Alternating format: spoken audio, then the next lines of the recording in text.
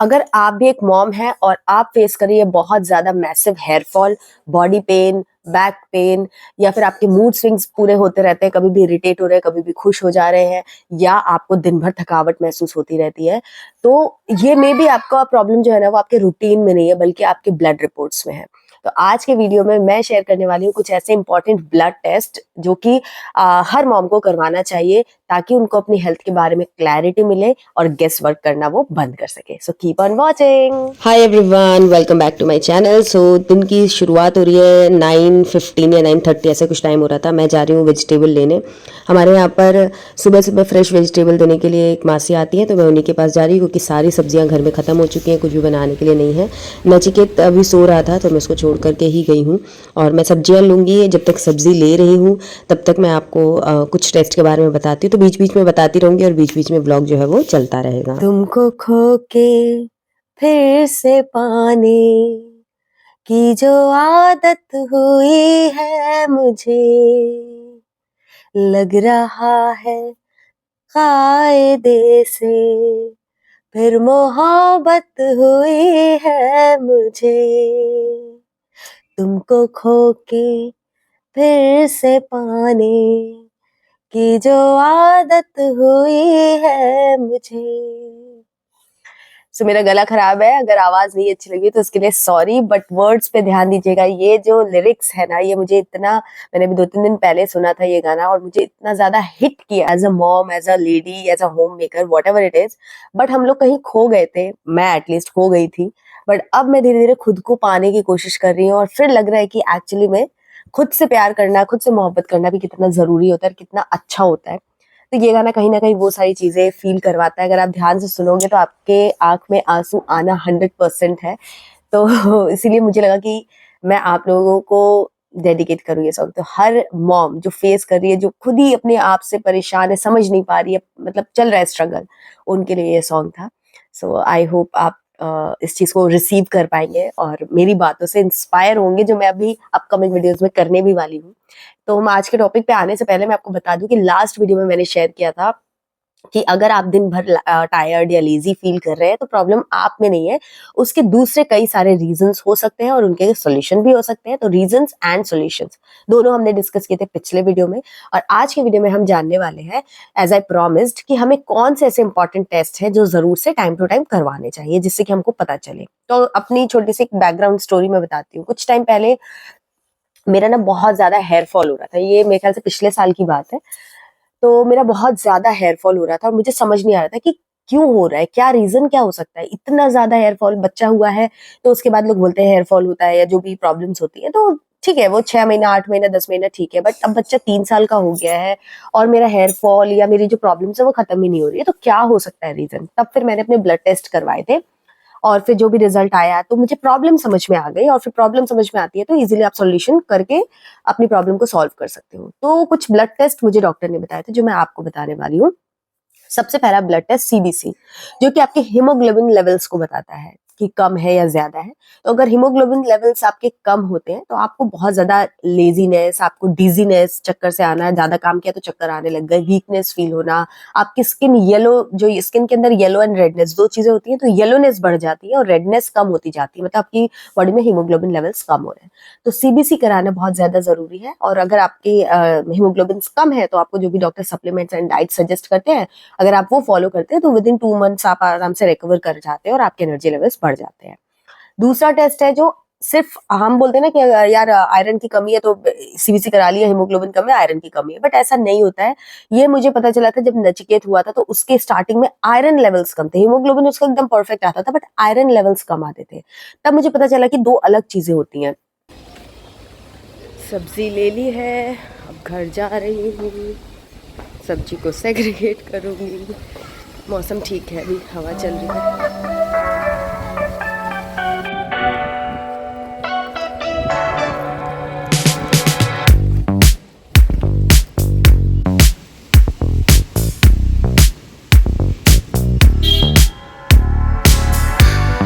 So haemoglobin के अलावा एक टेस्ट होता है आयरन स्टोर्स को चेक करने के लिए, फेरेटिन लेवल्स को चेक करने के लिए। तो हीमोग्लोबिन एक अलग चीज है, उसके साइंस मैंने आपको बताए, बट अगर आपके आयरन स्टोर्स कम है, मतलब फेरेटिन लेवल्स आपके लो है, तो आपको हेयर फॉल का इशू बहुत ज्यादा होगा। तो अगर मैसिव हेयर फॉल हो रहा है, सब कुछ आपने ऊपरी तौर पे करके देख लिया, जो चेंजेस आपको लग रहे थे, फिर भी हेयर फॉल हुए जा रहे हैं, तो आपके आयरन स्टोर्स कम है, काफी ज्यादा इस चीज के चांसेस हैं। तो वो टेस्ट भी आप जरूर से करवा लीजिए डॉक्टर से डिस्कस करके। सो दोस्तों, सब्जियां बेचारी यहाँ नीचे से ऊपर आ चुकी हैं क्योंकि हमारा जो रोबो है वो काम कर रहा था अपना, तो मैंने सबको यहाँ पर साफ़ कर ही दिया था, तो यहाँ पे रख दिया है। तो ये मैं लेकर आई हूँ, सब्जियाँ दिखाती हूँ।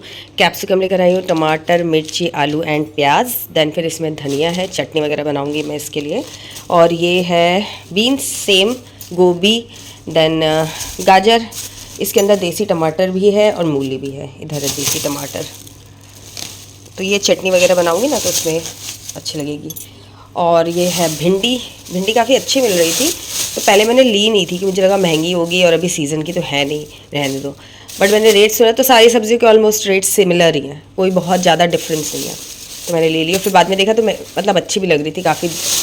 जो एज्ड अंकल आंटी लोग होते हैं ना वो लेते, मैं तो सब्ज़ी लेने जाती हूँ ना तो यही देखती हूँ। और ये है फ्री का धनिया एंड पुदीना, थोड़ा थोड़ा सा, कड़ी पत्ता भी है। और मेनली इसमें मैं मटर छांट के लाई हुई है क्योंकि अब सीज़न जा रहा है, तो मैंने कहा थोड़ी मटर लेके आती हूँ और बनाएंगे कुछ जो भी बनाना होगा। तो ये सब इतनी सब्जियां लेकर आई। ये हैंगर भी रोबो की वजह से मैंने यहीं रख दिए थे क्योंकि उधर साइड वो काम कर रहा था, तो मैं कपड़े अलग किए, फिर मैंने कहा इधर ही रख देती हूँ, तो ये छूटे इधर उधर नहीं होंगे। मैं सीधे अभी जा रही हूँ यूटिलिटी एरिया में डाल के आ जाऊँगी उधर। ये है हमारा यूटिलिटी एरिया। आपका ब्लड शुगर लेवल्स भी आपको चेक करवा लेने चाहिए टाइम टू टाइम, क्योंकि हम लोग की लाइफस्टाइल तो देखो डिस्टर्ब है ही, खाना पीना डिस्टर्ब है ही, तो बहुत ज्यादा प्रोबेबिलिटी हाई होती है कि आपके ब्लड शुगर लेवल्स जो है वो डिस्टर्ब हो।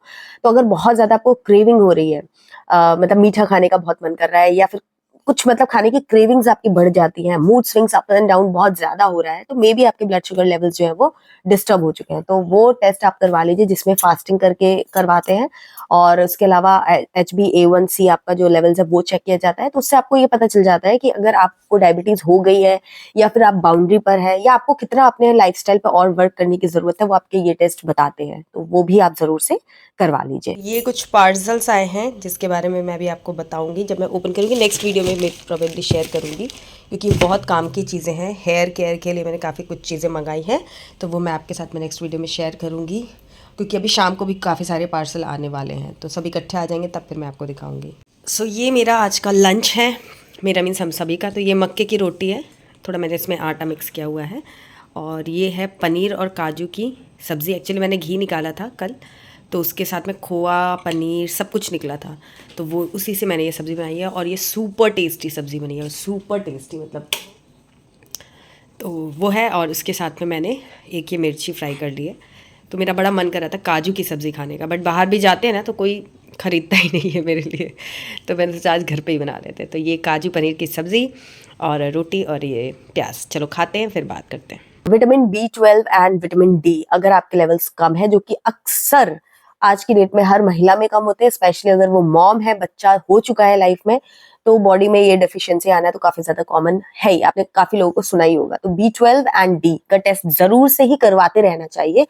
और B12 अगर आपका कम है ना, तो आपको मूड स्विंग्स आपके बहुत ज्यादा होंगे, आपको सैडनेस, लो एनर्जी, आपको हर बात पे मतलब आप टची हो जाते हो। तो वो सारे जो इमोशनल आप जो फील करते हो, वो विटामिन B12 लेवल्स की वजह से होता है। उसके अलावा आपका फोकस, जो हम लोग अक्सर होता है ना कि यार भूल गए, भूलने की प्रॉब्लम आपने देखा होगा कि न्यू मॉम्स में, या फिर उसके बाद वो चलता ही रहता है, क्योंकि विटामिन B12 जो है ना वो फोकस के लिए रिस्पॉन्सिबल होता है। और जब वो डेफिशिएंट होता है तो हमें हर बात भूल जाते हैं, हमारा फोकस नहीं रहता है, एक तो मल्टीटास्किंग कर ही रहे होते हैं। तो अगर आपको बार बार ऐसा लग रहा है कि मैं भूल जा रही हूँ, फोकस नहीं कर पा रही, कॉन्सेंट्रेट नहीं कर पा रही, तो B12 could be the reason. तो B12 का डेफिशिएंसी नहीं होना चाहिए। उसके लिए आपको डॉक्टर सची आपको सप्लीमेंट्स भी एडवाइस करेंगे, डाइट एडवाइस करेंगे। विटामिन डी अगर आपका कम है तो आपकी इम्यूनिटी काफी वीक हो जाएगी, ठीक है, बार बार बीमार पड़ोगे। इम्यूनिटी के लिए बहुत ज्यादा स्ट्रांगली आप डिपेंडेंट होते हैं विटामिन डी के ऊपर। इसीलिए आजकल बहुत ज्यादा लोगों को वायरल और ये सब होने लगा है, क्योंकि विटामिन डी की डेफिशिएंसी बच्चे, बड़े, बूढ़े सबके अंदर काफी ज्यादा बढ़ने लग गई है। तो विटामिन डी जो है वो उसके टेस्ट कराइए। अगर डी कम है तो आपको joint pain, back pen, body pain होना, ये सब बहुत ज्यादा कॉमन है, और आपकी बोन्स वीक होने लगती है। तो विटामिन डी जो है ना वो मतलब वो आपकी बॉडी को प्रॉपर फंक्शन करने के लिए भी एक बहुत इंपॉर्टेंट फैक्टर होता है, ना कि सिर्फ वो विटामिन है, कुछ चीजों के लिए नहीं होता, पूरी बॉडी फंक्शन में भी एक बहुत इंपॉर्टेंट रोल करता है। तो विटामिन डी सिर्फ विटामिन नहीं है, उसका एक वाइटल रोल भी है आपकी बॉडी फंक्शनिंग में। तो वो लेवल्स नॉर्मल होना जरूरी है। सनलाइट मिल जाए बहुत अच्छी बात है, लेकिन आज की डेट में थोड़ा मुश्किल होता है, हमारी ब्राउन स्किन होती है तो अब्जॉर्ब करना भी डिफिकल्ट होता है। तो इसीलिए आप सप्लीमेंट्स अगर आपको डॉक्टर देते हैं तो उसको टाइम टू टाइम लेते रहिए, जिस तरीके से डॉक्टर एडवाइस करते हैं उसको मिस मत कीजिए। क्योंकि अगर विटामिन B12 या बाकी की चीजें कम रहती है ना, तो आपका कुछ एक इश्यूज जो है वो होते जाते हैं। बट अगर विटामिन डी की डेफिशिएंसी आपको लॉन्ग टर्म में होने लग गई, तो आप समझ लो कि बहुत ज्यादा दूसरी प्रॉब्लम्स अराइज हो सकती है। इसलिए be serious on vitamin D. Okay, so next आपका जो टेस्ट है वो है थायराइड, आपको करा लेना चाहिए, क्योंकि अक्सर प्रेगनेंसी के बाद, डिलीवरी के बाद आपको थायराइड होने के चांसेस बढ़ जाते हैं। तो अगर आपको बार बार कोल्ड हो रहा है, मतलब इजीली आप कोल्ड कैच कर लेते हो, या फिर आपका वेट आपके कंट्रोल में नहीं है, बहुत अननेसेसरी बढ़ता जा रहा है या फिर अननेसेसरी कम होता जा रहा है, या आपको मूड स्विंग्स हो रहे हैं, वो भी एक साइन होता है कि आपकी थायराइड डिस्टर्ब हो चुकी है। तो थायराइड का भी टेस्ट आप डॉक्टर से डिस्कस करके करवा सकते हैं। तो ये कुछ इंपॉर्टेंट टेस्ट होते हैं जो आपको टाइम टू टाइम करवाते रहने चाहिए, और कॉमनली सभी को करवा लेने चाहिए।